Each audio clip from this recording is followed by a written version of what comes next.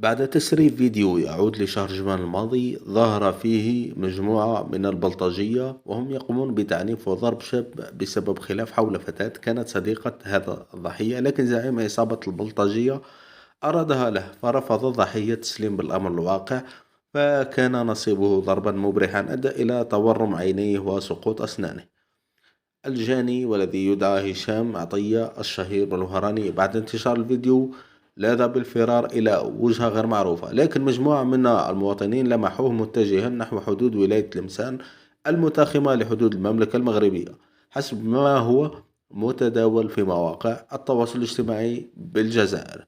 من هنا تظهر فرضية أن هذا البلطجي يحاول اللجوء إلى المغرب مستغلا الظرف السياسي الحساس بين البلدين واستحالة تسليمه للجزائر من قبل المخزن كي ينجو من المحاكمة.